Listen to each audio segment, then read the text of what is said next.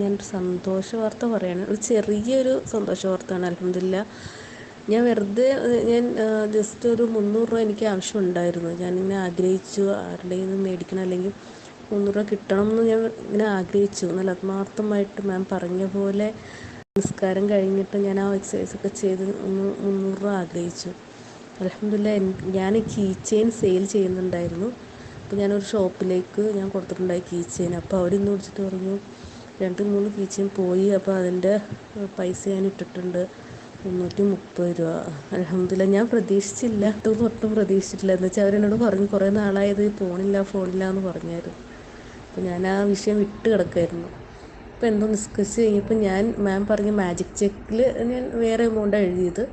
അത് ഞാൻ അവിടെ ഇപ്പോൾ എടുത്തു വെച്ചിട്ടുള്ളൂ. പക്ഷേ അത് കഴിഞ്ഞിട്ട് ഞാൻ നിസ്കാരം കഴിഞ്ഞിട്ട് മൊബൈൽ ഓപ്പൺ ചെയ്തപ്പോഴാണ് ഈ പൈസ ഇതിനകത്ത് കിടക്കുന്നത്. എൻ്റെ ബാങ്കിൽ ഒറ്റ പൈസ ഉണ്ടായില്ല, 0 ബാലൻസിൽ കിടക്കണമായിരുന്നു.